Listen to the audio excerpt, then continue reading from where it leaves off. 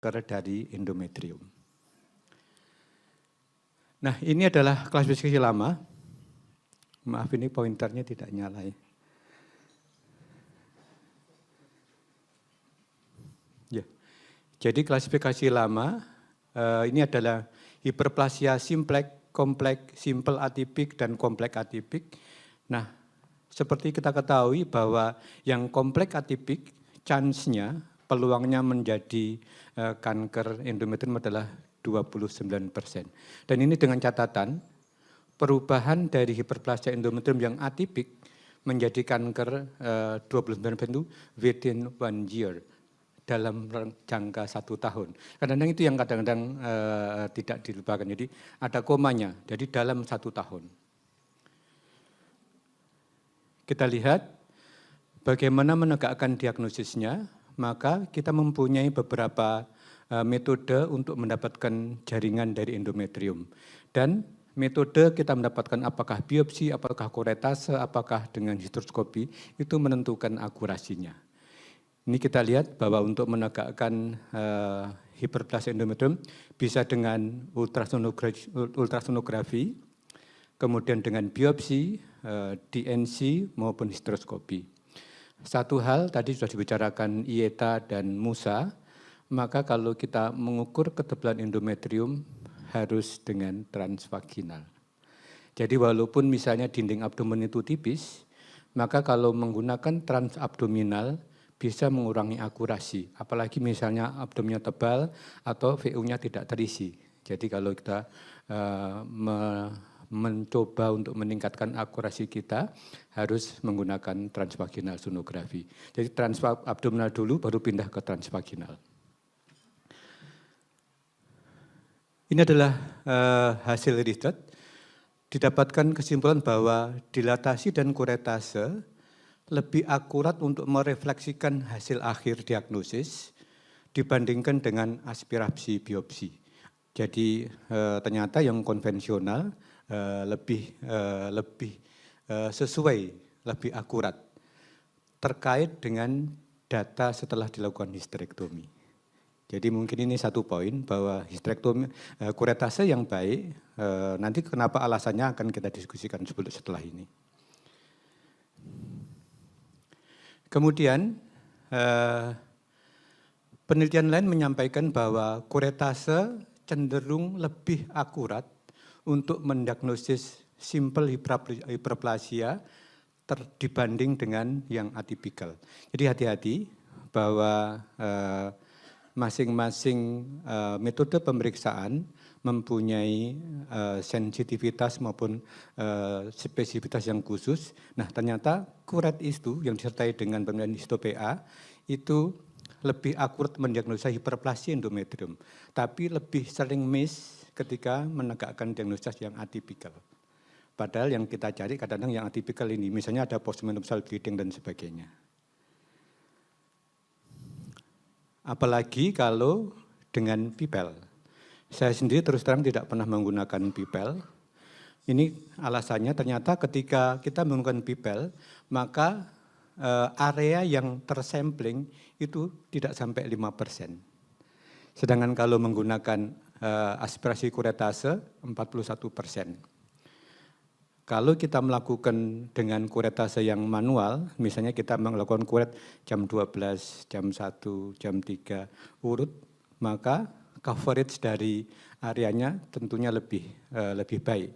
Jadi sarannya kita melakukan kuretase memang secara sistematis, jadi tidak ngacak, sehingga kemungkinan misdiagnosis menjadi lebih kecil. Sahabat sekalian, ini adalah satu lagi bahwa kuretase dari endometrium sama tadi lebih konsisten dengan hasil patologi pasca histerektomi untuk simple hiperplasia. Dan untuk yang atipia atau EIN tadi, dia lebih sering underdiagnosis.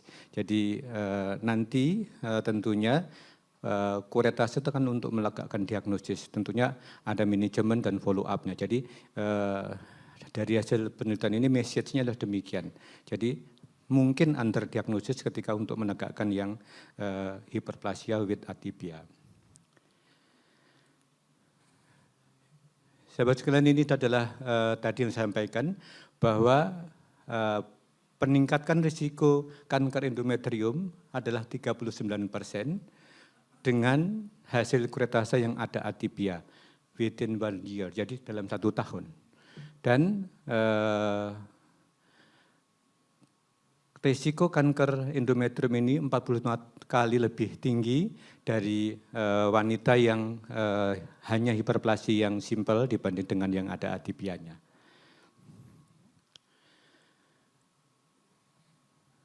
Saat ini dari berbagai kongres, workshop dan sebagainya sudah sering dilakukan workshop mengenai hysteroscopy, baik yang office maupun surgical. Saran saya memang sejawat sekalian mengikuti, mungkin alatnya juga lumayan mahal tapi mungkin masih terbeli, karena dengan hysteroscopy peluangnya lebih akurat, lebih tinggi, karena kita bisa melakukan biopsi secara abu. Jadi gambarannya memang khas.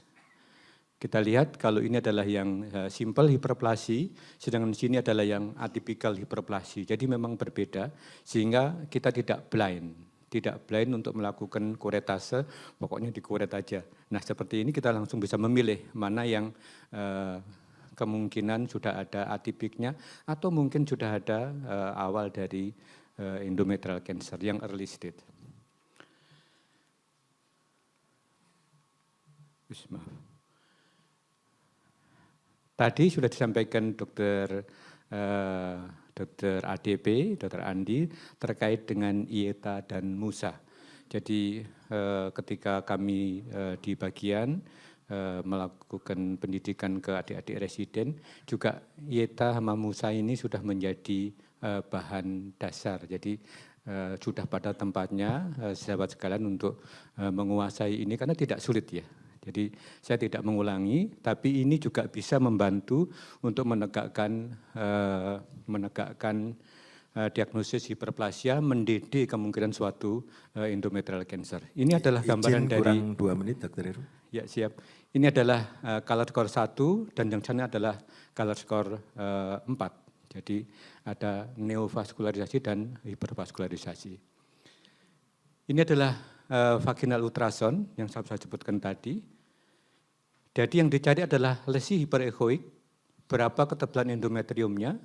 Ini adalah angkanya, ada yang memilih Pascal-Lewis 5 sampai 8, apakah irregular, apakah ada endometrial invasion, apakah ada hipervaskularisasi atau neovaskularisasi. Ini adalah DD-nya, jadi DD-nya adalah post-molar gestation. Kalau masalahnya CA endometrium adalah di sentral, tapi kalau misalnya contohnya mola adalah di keseluruhan dari cavum uteri. Jadi ada invasi ke myometrium.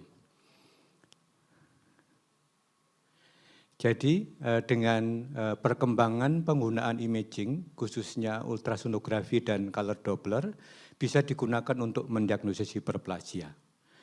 Dan IETA maupun MUSA juga bisa untuk menilai apakah ada invasi ke myometrium yang merupakan tanda awal kita kecurigaan ke arah CA endometrium.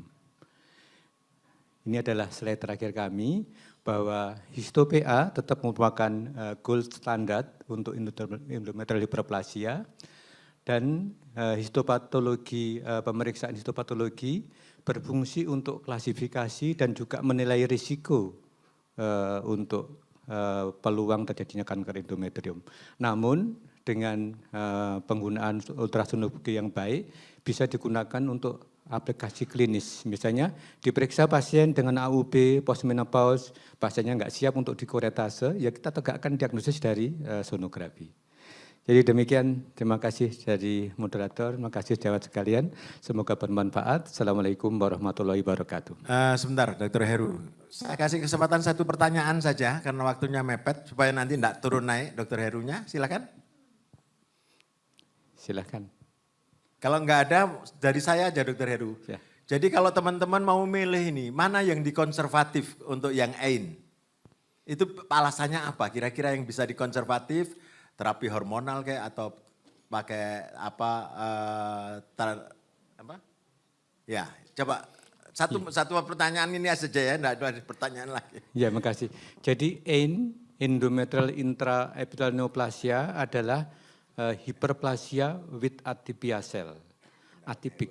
Nah, kapan dikonservasi, kapan dilakukan histerektomi. Standarnya, misalnya pasien itu pasca menopause atau premenopause dengan paritas yang cukup, maka pilihannya adalah histerektomi simple. Tapi misalnya pada pasien yang belum confirm untuk melakukan histerektomi, masih ada tempat kita menggunakan berbagai preparat dari progesteron. Dan hasilnya cukup baik. Tapi memang dengan inform consent yang baik. Oke, terima kasih.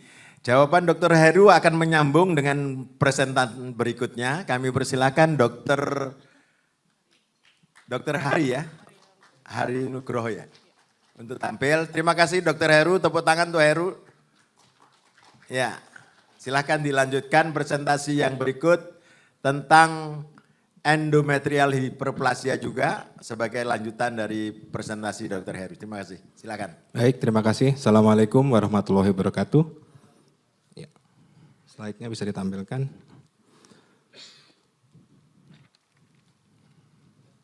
Baik, saya akan bicara mengenai endometrial hiperplasia dan medical manajemennya. Melanjutkan pertanyaan Dr. Toto tadi. Jadi medical manajemennya dibagi dua nanti, apakah dari high resource atau limited resource setting. Jadi disclosure saya tidak disponsori siapa-siapa, mungkin nanti saya membicarakan berbagai produk ya. Oke, seperti dikatakan Dr. Heru tadi, terminologinya berubah ya. Dari tahun 94 awalnya dibagi jadi 4 antara normal dan endometrial cancer. Tetapi dibagi kembali tahun 2000 dari grup AIN, kemudian disimplifikasi lagi tahun 2014 oleh WHO menjadi 2, yaitu with atypia atau without atypia. Karena ternyata risk progresnya tidak berbeda bermakna. Jadi saya mengulang ini kembali karena terminologi berikutnya saya akan menggunakan with atypia dan without atypia untuk simplifikasi.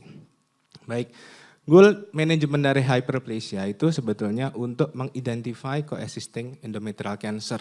Jadi yang dikatakan Dr. Heru tadi benar, ternyata kalau kita kuret, apakah pasti endometrial hiperplasia without atypia? Apakah yakin area lainnya tidak ada yang endometrial cancer? Nah, itu yang perlu kita bahas tadi ya.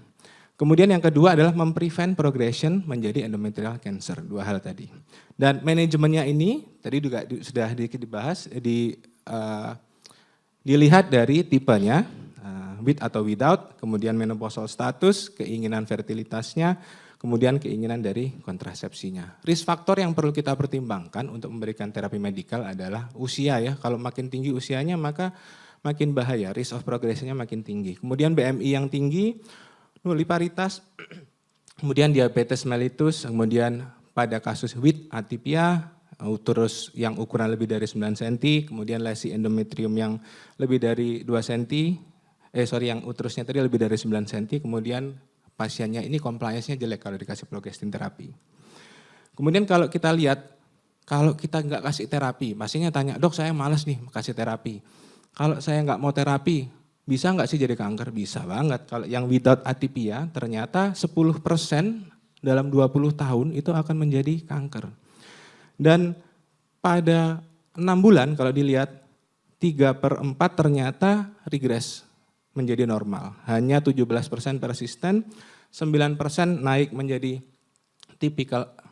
atypical hyperplasia dan hanya 3% menjadi cancer. Pada follow up penelitian lain, pada 122 pasien 1,6% menjadi endometrial cancer tanpa terapi apapun dalam waktu 10 tahun. Itu yang without atypia. Yang hyperplasia with atypia bagaimana nasibnya? Ternyata dalam 5 tahun tanpa terapi apa-apa 1/4-nya menjadi endometrial cancer. Dan ternyata pada kuret tadi yang dikatakan Dr. Heru, pada kuret dengan with atypia, kalau kita lakukan histerektomi 40% ditemukan ada endometrial cancer, jadi coexisting with cancer. Jadi penelitian lain mengatakan 5 tahun sampai dengan 40% menjadi endometrial cancer. Jadi kita bagi 2, without atypia dan with atypia untuk simplifikasi. pada without atypia, terapi utamanya adalah terapi progestin. Terapi alternatifnya ada 2. Pada low risk yang saya bilang dari awal tadi bisa diobserve, pada yang high risk bisa dilakukan histerektomi. Dan dengan with atypia, preferred methodnya adalah histerektomi, progestin hanya dipilih pada populasi khusus. Kemudian kita lihat sekarang, nasibnya endometrial hiperplasia yang sudah diberikan progestin. Slide-nya. Next slide-nya. Udah. Jadi resultnya bagaimana? Ternyata setelah diberikan terapi progestin, dalam 10 tahun itu rate endometrial karsinomanya turun kurang dari 2%. Dan pada 19 tahun kurang dari 5%. Dan progestin ini ternyata memberikan regresi sampai dengan 89% dengan oral progestin only. Tapi kalau kita lihat terapinya akan lebih tinggi lagi responnya apabila menggunakan LNG IUS sampai dengan 96%. Dan perlu diingat semua terapi ini punya recurrence risk. Jadi sudah di terapi bagus jadi normal, bisa nggak recurrence? Bisa. Ternyata recurrence rate-nya menjadi endometrial cancer atau hyperplasia lagi pada terapi oral progestin 28% dan LNG 13%. Ya. Sedangkan dengan with atypia yang dilakukan terapi progestin, ternyata menurunkan risk of cancer sampai dengan 5 kali lipat. Tapi diingat ya bahwa terapi ini punya high recurrence dan high persistence. Jadi 14-23% menjadi kanker endometrium dalam 10 tahun walaupun sudah diterapi. Karena itu tadi preferred treatment-nya adalah histerektomi. Kemudian kalau dibandingkan antara LNG IUS dan progestin oral, regressionnya 90% pada LNG IUS dan progestin oral 69%. Dan recurrence-nya juga separuhnya yang LNG IUS. Sekarang kita berlanjut ke terapi progestin terapi. Ada 8 pilihan. Nomor 1 adalah LNG IUS. Ada 3 hal yang perlu kita pertanyakan kepada pasien. Nomor 1 adalah pasiennya butuh kontrasepsi atau tidak. Nomor 2 adalah pasien menopausal status. Nomor 3 adalah type of endometrial hyperplasia. No brainer, nggak usah mikir kalau semuanya butuhnya LNG IUS, udah jawabannya bisa semuanya. Ya, jadi bisa butuh kontrasepsi masuk, hyperplasia atau without masuk, pre ataupun postmenopausal masuk. Nanti kita bahas yang masalah limited resource. Kemudian berikutnya megestrol asetat, medroxyprogestin asetat, dan norethistron asetat. Ketiga ini tidak memberikan kontrasepsi, tapi bisa untuk pre, post maupun with atau without. Kemudian alternatif berikutnya micronase progesteron, norethindron, kemudian OC, oral kontraseptif, dan depo medroxyprogestin asetat atau DMPA. 2 hal yang paling bawah ini yang kita sering lihat. 3 yang bawah ini bisa memberikan kontrasepsi, tapi sayangnya tidak bisa untuk postmenopause dan tidak bisa untuk with atypia. Bukan tidak bisa, tapi respon rate-nya sangat rendah, jadi tidak disarankan. Kita tahu LNG IUS seperti ini dengan harga sekitar 4 juta sekali pasang. Dan perlu diingat, pada pemberian terapi progestin konservatif, kita tidak bisa melakukan di terapi ditinggal pergi. Kita harus evaluasi, kuret lagi. Nah, kan nggak mungkin kita kuret, LNG-nya dilepas, dikuret terus dimasukin lagi, kan nggak mungkin gitu kan. Atau dicuci lagi gitu kan, kayak basarium kan nggak mungkin. Jadi cost-nya tinggi sekali nanti. Kemudian megestrol asetat, ini sekitar 500.000 per botol. Kalau pakai dosis paling minimal, ini kurang lebih pakai 3 botol 6 bulan jadi 1,5 juta. Kemudian ada MPA oral, ini biayanya sekitar 15.000 per tablet, cukup mahal. Jadi kalau misalnya 6 bulan, habisnya 2,7 juta. Nanti ada matriksnya di terakhir ya, biar nggak bingung. Kemudian ada norethistron asetat oral, ini brandnya kita tahu sendiri banyak ya.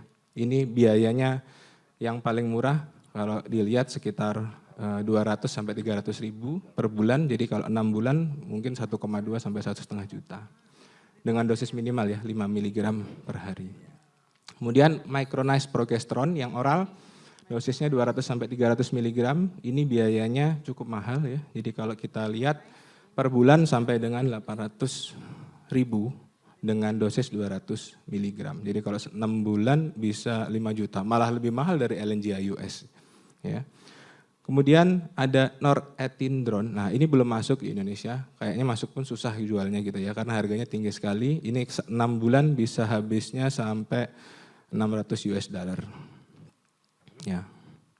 Kemudian ini, nah ini sahabat kita semua gitu kan. Karena harganya mulai yang dari paling murah sampai paling mahal juga ada ya. Jadi 6.000 sebulan ada, mau 300.000 lebih sebulan ada gitu kan. Jadi ini bisa dipakai. Dan yang terakhir adalah DMPA, ini lebih bersahabat lagi, paling murah saya cek terakhir Rp8.000 per injeksi 3 bulan gitu kan. Jadi 1 kali suntik 6 bulan bisa 16.000 aja. Jadi kalau kita lihat kembali lagi, kita bandingkan matriks tadi dengan harga, kita lihat 6 bulannya 4 juta, kemudian ini 500 sampai 2 juta, kemudian ini 2,7 sampai 5,4, ini sampai 3,6 juta, dan ini rata-rata harganya kisarannya 4 juta. Jadi kalau misalnya tanya budgetnya 4 juta per 6 bulan, ya udah nggak usah dipikir, pasti pilihannya LNGIUS. Tapi kalau nggak mampu 4 juta 1 bulan, ya Pak pikirkan yang lain gitu ya. Pikirkan yang lain apa? Yang 2 hal tadi, OC sama DMPA. Tapi harus dipikirkan ya. Apakah pasiennya butuh kontrasepsi? Jadi kita harus mikirkan lagi. Kontrasepsi, tipe hiperplasianya dan menopausal status. Kalau ternyata satu, resource-nya nggak limited, budget nggak ada masalah, berarti pilihannya adalah LNGIUS, kurang lebih 4 juta dalam 6 bulan. Karena apa? Regression rate-nya sangat tinggi, recurrence rate-nya sangat rendah dibandingkan ke 6 obat yang lain. Bisa pakai hiperplasia apapun dan menopausal status apapun dan bisa ngasih kontrasepsi. Ya. Tapi itu tadi kurang lebih biayanya sampai 4 juta. Kemudian alternatifnya apa? Kalau misalnya untuk pasien yang limited resource, pada kasus premenopausal dan endometrial hyperplasia without atypia, pilihannya adalah DMPA nomor 1. Apalagi kalau compliance-nya pasiennya nggak bisa minum tiap hari, lupa terus, ya udah paling murah meriah DMPA. Kadang cuma 6.000, 8.000, 3 bulan sekali bisa. Pilihan kedua kalau nggak mau disuntik, bisa pakai oral kontraseptif. Atau misalnya dia butuh sesuatu lebih dari kontrasepsi, bisa pakai oral kontraseptif sesuai pilihan yang nggak mungkin kita diskusikan satu-satu di sini, efek hormonalnya.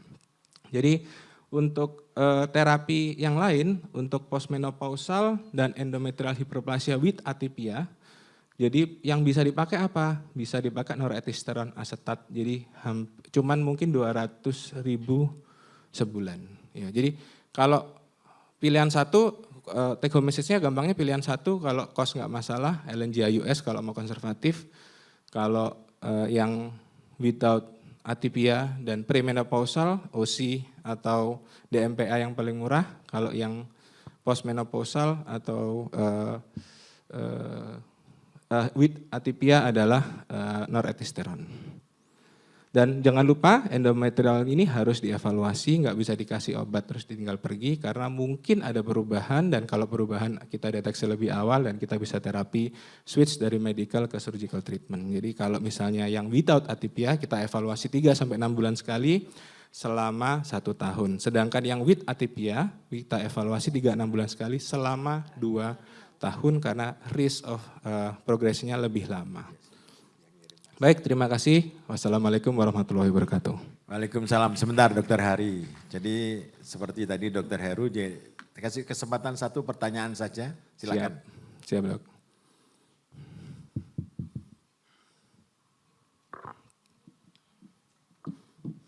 Terima kasih. Saya Trimayanti dari Lamongan. Mungkin agak berhubungan tapi ada melenceng sedikit. Kasus nyonya kurang dari 30 tahun dengan infertil, PCOS, obesitas, dan kemudian hiperplasia endometrium. Kemudian kita lakukan kuret PA, ternyata hasilnya adalah CA endometrioid. Dan pasien sangat menginginkan untuk mempunyai anak. Kemudian saya konsulkan kepada teman sejawat onko, kebetulan kami di Lamongan, kemudian disarankan untuk memberikan terasetat. Kemudian setelah 3 bulan kita terapi, kemudian kita kuret, hasilnya nekrosis. Yang saya tanyakan adalah apakah pasien ini harus kita lanjutkan terapi, kemudian mengenai evaluasi, apalagi pasien ini sangat ingin mempunyai keturunan, karena pasien kasus infertil, apakah mungkin non sewu ada pengalaman apakah pasien seperti ini bisa hamil, kemudian apakah ada pencegahan atau adakah terapi lanjutan untuk pasien ini. Terima kasih dokter. Baik, terima kasih pertanyaan. Langsung saja dok. Baik, jadi kasusnya cukup kompleks. Jadi pada kasus sudah kanker endometrium, apakah ada tempatnya dilakukan konservatif? Berarti pertanyaannya begitu. Ada dengan syarat yang ketat. Nomor 1 adalah emang benar-benar localized di endometrium, bisa dibuktikan dengan histeroskopi lebih baik atau minimal MRI. Yang kedua adalah pasiennya benar-benar infertilis dan siap dengan terapi non standar ini, dalam artian dalam perjalanan progression treatmentnya dia siap bahwa menjadi progresif ya. Yang kedua dikurat hasilnya nekrosis, kalau saya sih mungkin kalau ada resource-nya bisa dilakukan sampling dengan histeroskopi atau mungkin kuratnya jangan kurat biopsi yang dibilang Dr. Heru tadi ya, kurat harus benar-benar kurat dilatation curettage untuk seperti itu. Kalau respon baik mungkin nggak mungkin banget, respon baik jadi normal lagi harus segera program hamil. Kalau bisa IVF, begitu selesai hamil, selesai langsung histerektomi, itu treatment terbaiknya. Tapi harus di counseling dari awal bahwa ini non standardized treatment, apapun bisa terjadi selama masa terapi. Mungkin gitu dari saya dok. Ya, terima kasih Dokter Hari. Dokter Hari staf di RSDS, jadi Mbak Dokter Lamongan ke Surabaya cukup dekat ya. Ya, 1 jam 2 jam sudah sampai, langsung konsultasi Dokter Hari aja membawa pasien tadi. Saya kira itu lebih mudah ya, memang jalurnya cukup pendek. Baik, terima kasih Dokter Hari, tepuk tangan untuk Dokter Hari. Pembicara ketiga melanjutkan sebetulnya dari yang dibicarakan oleh Dokter Heru dan Dokter Hari, apalagi ada kasus gitu ya, kasus obesitas yang tadi di histeroskopi saja, cari masa tumornya, nanti ketemu Dokter Ari, akan digarap di pembicaraan ini. Kami persilakan Dokter Ari, sejawat yang di Pekanbaru ya. Di Pekanbaru mudah-mudahan nanti makin berkaitan memperjelas bagaimana menghadapi kasus hiperplasi atipia yang terjadi, apalagi dituntut punya anak. Silakan waktunya 10 menit. Terima kasih Bapak Ibu Moderator dan hadirin sekalian. Assalamualaikum warahmatullahi wabarakatuh. Judul yang diberikan kepada saya adalah penata laksanaan dari hiperplasia endometrium. Jadi kalau tadi sudah jauh topik dasarnya hiperplasia, mulai dari Dr. Heru tadi sampai Dr. Hari sudah ke kanker, kita balik lagi ke hiperplasianya sendiri. Tadi sudah disinggung seperti adanya AIN yang selama ini kita kenal dengan CIN. Jadi pembahasannya ini antara lain hiperplasianya sendiri terus mau kita ablasi. Kemudian ada indikasi persiapan operasinya sampai beberapa tipenya serta komplikasi. Jadi dari pembicara sebelumnya kita dihadapkan dari 2 hal ini saja, yaitu apakah pakai histerektomi atau dipertahankan rahimnya dengan terapi hormonal yaitu progestin. Nggak ada pilihan lain, nah ini mungkin di tengah-tengahnya. Ya. Jadi pasien yang keluhan AUB atau PUA itu kalau misalnya dengan resourcesnya tadi atau kondisinya nggak histerektomi, kita kasih PUA, kita pertimbangkan dengan ablasia. Jadi prosedur ini dikatakan minimal invasif, jadi dia minimal dibandingkan dengan histerektomi sebenarnya. Kemudian pasien mana yang kita pilih itu kalau kita tadi terapi medikamentosa gagal, ya. Kemudian dia belum mau histerektomi atau memang juga ada kontraindikasi untuk histerektomi. Nah di dalam pembahasan ini kita bagi dua, yaitu yang direseksi dengan yang tidak direseksi. Jadi endometriumnya direseksi, dikurangi ketebalannya, atau dia hanya didestruksi saja, ditipiskan tapi tidak ada sampel. Jadi seperti yang sudah kita kenal selama ini, mungkin kalau di kasus kanker serviks yaitu CIN. Kita ini sudah akrab sekali ya. Jadi Dr. Heru tadi sudah memperkenalkan EIN ya. Jadi kalau ada lesi prakanker yang sel serviksnya atipik, pilihannya kan kalau nggak di cryo, di lip, di eksisi. Jadi ada sampel direseksi atau hanya didestruksi. Mungkin sudah tahu juga bahwa yang di lip itu kita dapat spesimen, ada diagnosa pastinya. Tapi kalau yang cryo kita untuk treatment saja tapi tidak mendapatkan sampling. Nah kembali ke slide sebelumnya, jadi yang reseksi ini seperti lip, ya. Kemudian yang didestruksi ini contohnya adalah yang sebelah kanan itu pemakaian balon yang diisi cairan yang panas atau bisa juga dengan misalnya radiofrekuensi. Jadi ide reseksi itu sebenarnya di literatur dikatakan menirunya turunnya prostat, ya. Jadi pembesaran prostat, hiperplasia prostat itu direseksi kita coba. Mula-mula memang banyak masalah ya, termasuk apakah efisien ekonomis untuk kasus hiperplasia. Tapi pada prinsipnya begitu. Jadi yang antara progestin dengan histerektomi, kemudian kita pilih mau kita ablasi ini dengan kita reseksi atau hanya kita destruksi saja seperti CIN tadi. Nah indikasinya ya, jadi harus jinak. Jadi dua pembicara sebelumnya misalnya kalau belum ada bukti dia itu jinak, nggak boleh gitu. Jadi ulang-ulang, ini gagal dengan progestin. Jadi mau kita coba ablasi. Tapi dia tidak boleh ganas, tidak boleh katakanlah minimal atipik tadi. Jadi harus ada sampling. Jadi pasien-pasien kita yang sudah pernah kita kuret, kemudian hasilnya tidak ganas, nah mungkin ini kandidatnya. Ya, jadi yang sudah gagal dengan terapi medikamentosa tapi tidak ganas, itu intinya.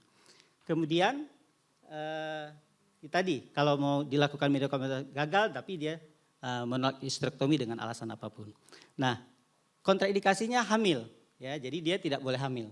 Atau kalau dia mau tahu resikonya dia tidak bisa hamil. Tapi ini bukan sebagai alat kalau mau sekalian kontrasepsi, walaupun resikonya dia tidak bisa hamil lagi, ya. Jadi dia harus sudah cukup paritasnya. Tapi siap resikonya kalau komplikasi meskipun terjadi kehamilan misalnya perforasi.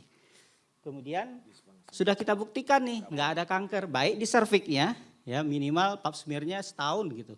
Atau yang paling tepat tadi tidak ada atipik di endometriumnya. Jadi ingat-ingat bukan hanya endometriumnya tapi serviknya juga. Dan terakhir tentunya pasti tidak ada infeksi. Jadi sudah dapat gambaran apakah kita pilih yang reseksi, apakah kita pilih yang ablasi, satu ada spesimen, satu tidak ada hanya didestruksi. Ini kira-kira sekilas ya, kalau misalnya tempat sejak bekerja, rumah sakitnya mampu laksana. Jadi kita edukasi pasiennya bahwa ini kalau mau punya anak lagi udah sulit ya. Tetapi kalau gitu saya mau sekalian aja lah biar saya steril, bukan pula ini tujuannya. Kalau mau steril harus metode yang lain. Kemudian, nah ini yang paling penting, kita harus siapkan endometrium itu kan gangguannya hiperplasia penebalan. Tapi waktu mau pelaksanaan itu supaya keberhasilannya, teknikalnya tidak sulit, itu memang harus endometriumnya tidak tipis-tipis amat, gitu. Tidak tebal-tebal amat, jadi harus ditipiskan. Tipisnya bisa dengan pasca kuret, mungkin setelah gagal-gagal kali ini dikuret langsung kita ablasi. Atau sudah dia di terapi progestin, yang paling sederhana habis mens. Jadi tidak proliferasi. Kemudian antibiotik, ya ini ada yang menyatakan memakai antibiotik, ada yang tidak. Dan terakhir berikutnya kalau udah pasca operasi, ini masalahnya hanya di analgetik ya. Apalagi kalau pakai yang destruksi itu lebih mungkin murah, mudah karena bisa tidak di kamar operasi ya dengan destruksi. Cuma mungkin dari segi alat-alatnya. Kemudian yang saya katakan tadi, yang direseksi atau yang tidak direseksi. Jadi seperti CIN tadi. Ini yang kita hancurkan adalah lapisan basalnya. Jadi seperti gambar di bawah tadi itu direseksi dengan alat yang seperti kita lip, jadi bentuknya loop ya, elektrodanya loop, menggunakan alat basicnya adalah hysteroscopy seperti kita menggunakan electrosurgery. Kemudian, nah ini kalau ini harus di kamar operasi ya. Walaupun meskipun biusnya nggak umum atau nggak regional, meskipun bisa lokal atau TIFA, tetapi tetap harus di kamar operasi. Kemudian ini sekilas saja, nanti kalau memang sudah mendalami dengan pelatihan, serviknya didilatasi, kemudian kalau yang reseksi itu harus uterusnya distensi, jadi dikasih cairan, jadi dia ini ada dengan alat hysteroscopy masuk cairan keluar seperti itu. Kalau yang non reseksi itu tidak perlu cairan. Kita harus inspeksi dengan hysteroscopy kita, kenali lagi ini anatomi. Nanti kalau dalam hysteroscopy kita udah bingung nih kiri kanan, mana ostium tubanya, mana kanalis, mana corpus, ini dengan pelatihan. Jadi ini memudahkan kita, mengorientasi kita daerah yang akan kita reseksi. Bahkan polip dan miom submukosa yang kecil tentunya yang masih mampu dengan alat loop tadi bisa kita kerjakan langsung. Kemudian alatnya dua juga, meskipun dia menggunakan yang loop tadi, dia juga ada bolnya terutama untuk di kornu. Jadi seperti kita menglip cervix, sudah itu kita counter dia dengan ball ya, roller ball.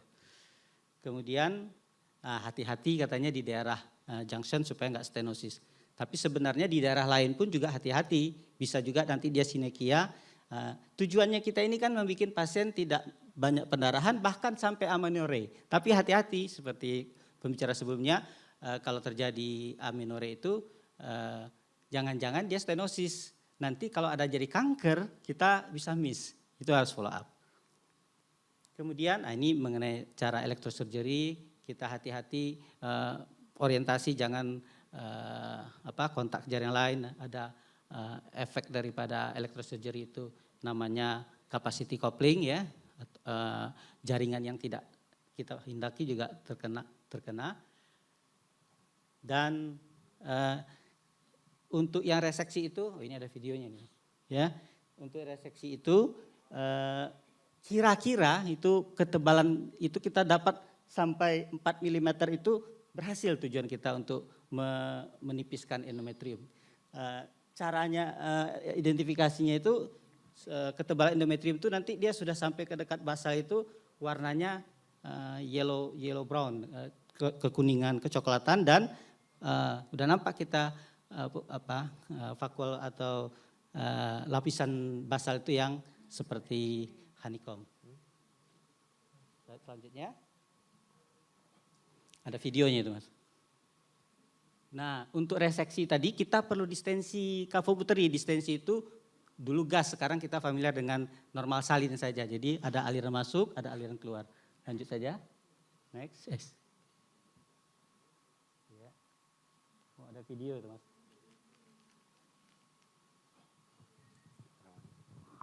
Ya. Waktunya kurang 2 menit. Siap dok. Jadi ini kalau ada polip, ada miom submukosa yang kecil yang mampu dengan alat itu bisa. Kalaupun besar mungkin beberapa kali. Jadi kita seperti kuret sistematis kita sudah bisa mengurangi ketebalan endometrium dengan ini yang saya katakan tadi niru-nirunya prostat. Lanjut ya slide berikutnya. Yang non resektoskopik atau yang tidak reseksi itu macam-macam. Jadi ini generasi kedua sebenarnya ya, setelah kita meniru yang tadi reseksi, kita coba yang non reseksi yang sekarang lagi populer yaitu dengan radiofrekuensi. Radiofrekuensi itu kan keuntungannya tidak ada karbonnya, tidak ada gosongnya akarnya, arangnya. Kemudian yang kita coba juga dengan krioterapi, yang tadi katakan ada cairan hangat di dalam satu balon atau cairan lainnya. Kalau yang non resektoskopik ini keuntungannya dibandingkan yang reseksi tadi yaitu dia lebih mudah, bisa di luar, tidak kamar operasi, biusnya lokal, tapi komplikasi tetap ada ya. Mungkin tidak sebesar pada yang reseksi. Kerugiannya biasa mual muntah itu karena pembiusannya atau karena tindakan kram gitu ya. Bisa dengan analgetik. Ini yang contoh menggunakan ablasi dengan radiofrekuensi. Lanjut. Enggak apa, suaranya enggak usah. Ya, jadi animasi untuk hiperplasia endometrium ya. Ini menunjukkan lapisan-lapisan endometrium yang akan kita kurangi ketebalannya mencapai stratum basal.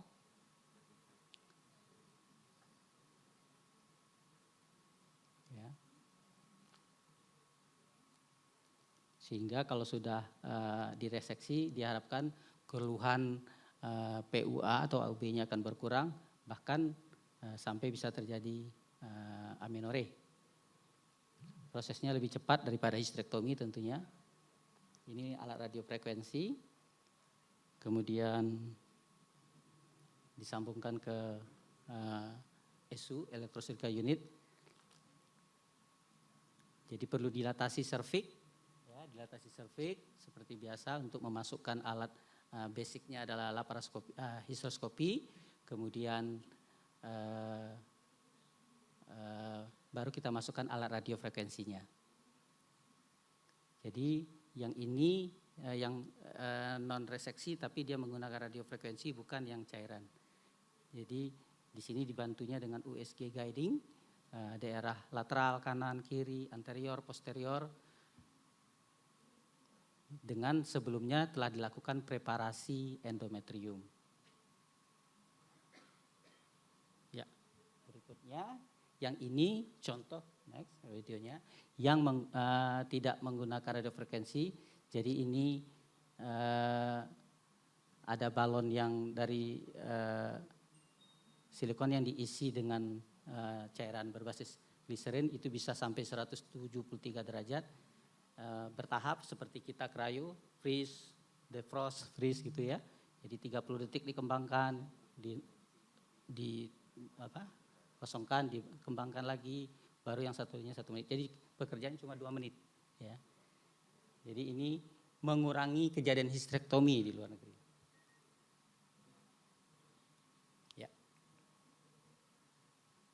Jadi keseluruhannya baik yang reseksi maupun non reseksi itu ada komplikasi dini, lanjut dan berat ya, yang harus diperhatikan. Bahkan kalau misalnya tindakan itu perforasi ya seperti kuretase ya, kalau sebenarnya untuk dilatasi saja tidak terlalu berbahaya perforasi, tapi kalau udah tindakannya tidak menyadari itu perforasi, itu yang berbahaya. Oke, demikian Bapak Ibu moderator dari saya. Baik, Dokter Ari mungkin bisa menerima satu pertanyaan karena waktu kita sudah melewati batas. Baik, kalau tidak ada kami ucapkan terima kasih Dokter Ari, tepuk tangan untuk Dokter Ari. Dan terima kasih pada sesi ini sekitar ada hampir 100 peserta memasuki ruangan. Jadi alhamdulillah mudah-mudahan semuanya bisa diterima dengan baik. Sebagai pengulang mereview apa yang telah disampaikan, Dr. Salimah akan meresume inti-intinya. Kami silakan. Ya, terima kasih Dr. Toto. Terima kasih kepada para pembicara yang telah luar biasa memberikan presentasi dan pengalamannya. Berdasarkan sesi saat ini, saya bisa simpulkan bahwa untuk kejadian AUB ini histopatologi merupakan dasar untuk diagnostik. Dan ternyata klasifikasi yang kita pakai adalah atipik dan non-atipik. Tentu saja sebelumnya akan dilakukan diagnostik berdasarkan USG transvaginal yang lebih tepat untuk menentukan ketebalan endometrium. Dan ternyata dilatase kuretase ini yang paling akurat dibandingkan aspirasi kuretase untuk menentukan diagnosis secara histopatologi. Sedangkan untuk treatment konservatif atau medikamentosanya, tentu saja kita harus melihat atau memberikan tergantung dari tipenya, tentu saja tipe patologinya, status menopause, kebutuhan untuk fertility-nya, serta kontrasepsi yang dibutuhkan. histopatologi atau hiperplasia. Histopatologi ini sangat penting tentu saja dalam memberikan diagnostik. Jangan lupa untuk menanyakan ke seorang patolog adalah pertama, tipe dari sel tersebut, kemudian diferensiasinya apabila terjadi keganasan, dan kemudian mungkin akan ditambahkan ya, Dr. Heru untuk LVSI-nya bagaimana bila ganas. Kemudian untuk hiperplasia atipik ini ternyata apabila tidak diterapi 40% akan menjadi kanker dalam waktu 5 tahun. Dan pemberian terapi medikamentosa yang paling efektif adalah berdasarkan statistik dengan LNG IUS. Tentu saja menentukan berdasarkan fasilitas dan kemampuan dari seorang pasien. Sedangkan untuk limited resources dapat diberikan DMPA pilihannya dengan COC. Sedangkan untuk ablasi endometrium ini diberikan atau dilakukan pada selektif pasien, yaitu yang mengalami gagal terapi medikamentosa, dan harus dipastikan bahwa pada kasus jinak bukan kanker, dan tentu saja bukan juga untuk fertility problem. Dan tindakan ini membutuhkan perhatian. Pertama, seleksi pasien, persiapan preoperasi, intraoperasi maupun postoperasi. Mungkin itu saja yang dapat kita simpulkan pada sesi ini. Saya ucapkan terima kasih kepada semua peserta dan para pembicara. Mungkin Dr. Toto. Baik, terima kasih Dr. Salimah. Jadi terima kasih para pembicara. Sesi 3 ini sudah kita selesaikan. Kami serahkan selanjutnya pada panitia untuk memasuki sesi keempat. Terima kasih. Assalamualaikum warahmatullahi wabarakatuh. Waalaikumsalam warahmatullahi wabarakatuh. Baiklah, para peserta hadirin, kita beri aplaus buat pemateri dan moderator kita.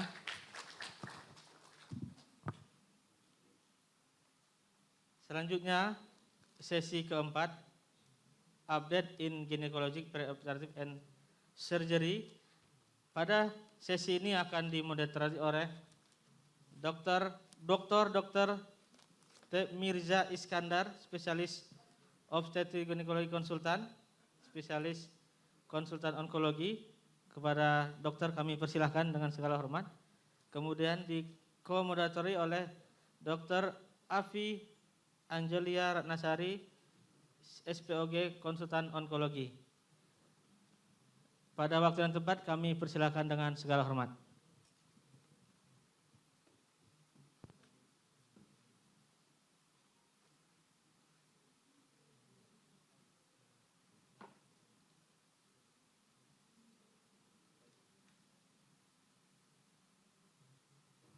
Tes, ya. Assalamualaikum warahmatullahi wabarakatuh. Yang saya hormati, saya cintai teman-teman dari HOGI dan juga teman-teman SPOG yang hadir pada siang hari ini. Kita akan memulai sesi ini masalah perioperatif, update perioperatif dan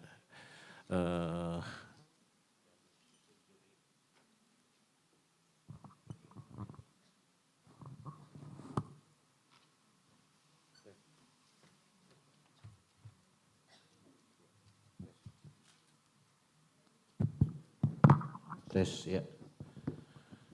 Ya kalau tadi Dr. Toto bilang 100, ini saya hitung 103 ya. Jadi banyakkan sesi yang ini.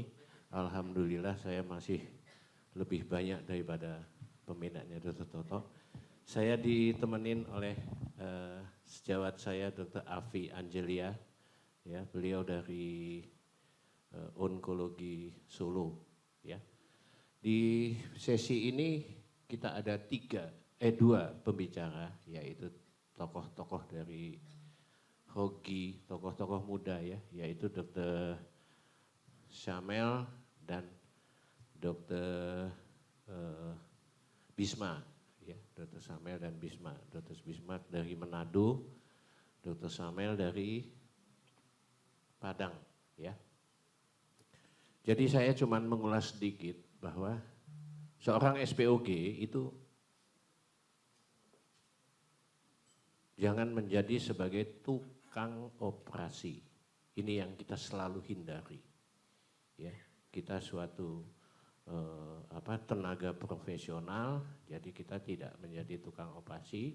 Jadi kalau kita mendalami perioperatif, kita harus tahu bahwa perioperatif itu terdiri dari 3 fase, yaitu preoperatif, intraoperatif, dan postoperatif.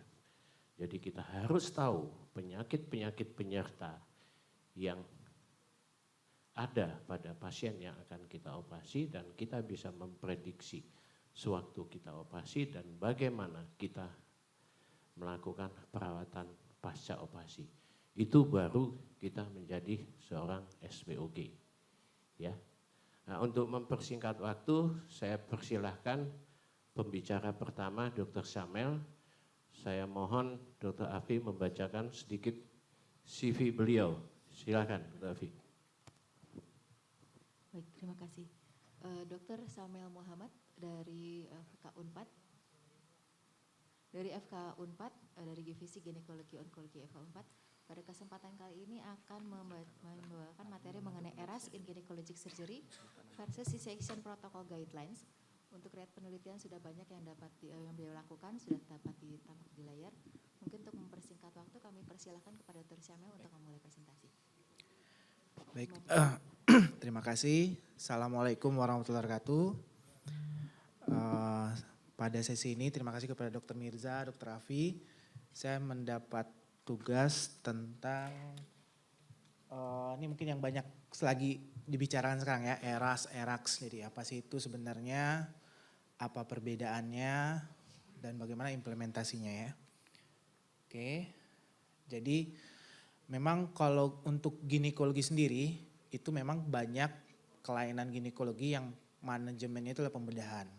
Makanya tadi sudah disebutkan Dr. Mirza, jangan jadi tukang ya, kita harus mulai manajemen mulai dari preoperatif, intraoperatif, dan postoperatifnya harus paham. Untuk operasi sendiri di ginekologi memang histerektomi yang paling banyak. Dan selama ini seringkali manajemen perioperatif itu belum berdasarkan evidence base yang jelas. Sering sekali mungkin kita dapatkan ya, termasuk saya mungkin awal-awal. Kita kalau dari dulu habis histerektomi pasang kateter 4 hari, nggak boleh kurang dari itu. Kemudian nanti setelah operasi harus tidur dulu, berbaring bed rest sampai 3 hari. Jadi sebenarnya banyak yang manajemen kita itu belum berdasarkan evidence base. Sebenarnya dengan operasi sendiri itu dia ada suatu stres yang akan menimbulkan katabolik, nanti akan mempengaruhi proses penyembuhan dan lain-lain ya. Dan makanya dikembangkanlah bagaimana kita memanajemen stres katabolik ini. Jangan sampai meningkatkan cardiac demand, jangan sampai dia ada hipoksia jaringan, jangan sampai dia nanti ada gangguan koagulasi dan lain-lainnya. Jadi disitulah pentingnya manajemen perioperatif. Oke. Nggak jalan slide-nya. Oke. Jadi dikembangkanlah kita kenal dengan Enhanced Recovery After Surgery atau ERAS ya. Apa itu ERAS? ERAS itu bagaimana kita mengimprove guideline kita dalam manajemen perioperatif berdasarkan evidence base apa yang bisa diterapkan. Mulai dari konseling pasca operasi, kemudian bagaimana kita pain relief-nya, bagaimana karbohidrat loadingnya supaya jangan sampai dia katabolik. Kemudian mengenai manajemen cairannya, termasuk recovery-nya nanti, bowel prep, terus bagaimana kita memberikan diet pasca operasi itu yang paling penting ya. Oke. ERAS nih sebenarnya itu memang sudah lama digunakan ya. Jadi intinya dia bekerjanya ERAS ini harus multidisiplin. Tidak bisa kita sebagai dokter obgyn bekerja sendiri. Harus ada kerjasama mungkin kalau dengan dokter anak, nanti dengan dokter anestesinya di situ. Oke. Slide. Nggak jalan ini ya. Panitia. Oke. Jadi tujuan ERAS telah tercapai. Ternyata dengan kita menerapkan ERAS ini terjadi penurunan lama rawatan rumah sakit itu bahkan sampai 50%. Dan selain bukan hanya penurunan lama rawatan, tapi dia juga mengurangi morbiditas. Misalnya akibat bed rest yang lama, akibat penggunaan kateter urin yang lama, dan juga akan mengimprove dari kualitas dari manajemen operasi kita. Oke, ini sebagai outline-nya. ERAS ini sebenarnya sudah sangat lama ya, mulai dari tahun 94. Kemudian kalau di ginekologi sendiri itu mulai dari tahun 2016, 2019. Bahkan pada operasi-operasi histerektomi vagina itu bisa dikerjakan one day care. Jadi dia operasi pagi, dia sore udah bisa pulang. Kateter sudah lepas. Jadi sangat-sangat mengimprove sekali dari manajemen perioperatif kita ya. Apa prinsip dasarnya? Jadi tujuan utama dari ERAS itu dia adalah meminimize morbiditas akibat pembedahan berdasarkan temuan-temuan evidence base yang sudah ada. Dia akan mengimprove recovery, jadi fast recovery dari si pasiennya ya. Oke. Ada 4 komponen utama dari ERAS. Pertama adalah penurunan risiko stres perioperatifnya. Kemudian early patient mobilization. Jadi pasien tuh tidak kayak zaman dulu lagi. Habis operasi histerektomi, habis operasi myomektomi, dia harus tidur sampai 24 jam. Tidak. Sekarang itu harus early mobilization. Kemudian tidak ada lagi puasa yang terlalu lama. Jadi kalau memang kita tidak ada gangguan di usus, kita tidak ada macam-macam tuh boleh langsung diberikan diet. Karena early feeding dari saluran cerna itu akan sangat mengimprove sekali untuk keluaran dari pasien. Dan juga tentu saja pain controlnya ya. Oke. Jadi ini yang saya bilang tadi ya, kalau bahkan di vaginal hysterectomy itu dia bisa one day care, tidak perlu lama-lama, 24 jam dia sudah bisa pulang. Oke. Ini ada kalau kita coba bagi ya, ada mulai dari prehabilitation. Jadi prehabilitation sebelum pasien masuk. Apalagi untuk ginekologi, rata-rata tuh kan ginekologi dia operasinya sifatnya elektif. Kalau kita operasinya F1 elektif, misalnya dia ada penyakit kronik, ada diabetes, ada hipertensi, itu diatasi dulu. Jadi dia tidak boleh masuk dengan penyakit kroniknya masih ada. Kemudian juga pada saat pre-operasinya, itu jangan sampai si pasiennya puasa terlalu lama. Ini yang sering kita salahkan ya. Kadang untuk pasien dipuasakan betul-betul bahkan lebih dari 8 jam. Itu rekomendasinya kalau untuk makanan padat memang 6 jam. Tapi kalau untuk cair itu bahkan 2 jam sebelum operasi kita bisa berikan carbohydrate leading dengan yang makanan yang cair ya. Oke. Kemudian konseling, jangan lupa. Seorang pasien, mungkin kalau kita dokter, apalagi dokter obgyn, itu masuk kamar operasi sudah biasa ya, mungkin sehari itu bisa sampai 10 kali masuk kamar operasi. Tapi si pasien itu mungkin sekali seumur hidup dia masuk kamar operasi. Artinya apa? Dia akan timbul stres sana. Maka yang penting sekali itu konseling. Oh, nanti ibu akan menjalani operasi seperti ini, rencananya seperti apa. Jadi jangan anggap si pasien itu sama dengan kita. Kalau kita mungkin sudah biasa masuk keluar kamar operasi ya. Tapi si pasien enggak, mungkin itu pengalaman sekali seumur hidupnya ya. Kemudian juga dioptimalkan kondisi perioperatifnya. Anemia diatasi dulu, gangguan elektrolit diatasi dulu. Jadi si pasien kalau memang operasi elektif itu sudah betul-betul optimal untuk operasi. Oke. Dan juga sebisa mungkin kadang kita untuk membuat nyaman pasien kita berikan opioid ya. Sebenarnya opioid ini ada kelemahannya. Dia akan mengurangi peristaltik usus. Seringkali kan sekarang ada yang seperti fentanyl yang patch. Nah itu kan untuk pasien nyaman betul, tapi seringkali itu membuat peristaltik usus tidak bagus. Jadi usahakan kita minimal menggunakan yang opioid. Kalau bisa regional untuk anestesinya ya. Kemudian seperti tadi amniosum fluidnya. Jadi kalau kita akan operasi, jangan cairan tuh kurang atau berlebih. Tapi kita usahakan pemberian cairannya itu memang sesuai hemostasis dari tubuhnya ya. Jadi ini early mobilization, gut stimulation, kemudian juga usahakan gunakan analgesi yang multimodal, kurangi penggunaan opioid ya. Sekarang apa itu ERAS? Ya, ERAS sudah dikenal tadi ya, sudah saya jelaskan bagaimana standarisasi manajemen perioperatif. Nah, sekarang apa itu ERAS? Jadi ERAS ini memang dia sudah dikembangkan untuk berbagai jenis operasi, termasuk untuk seksio sesar. Apalagi seksio sesar itu rata-rata pasiennya itu bukan seperti pasien kanker. Kalau pasien kanker kadang dia masuk sudah dalam kondisi malnutrisi,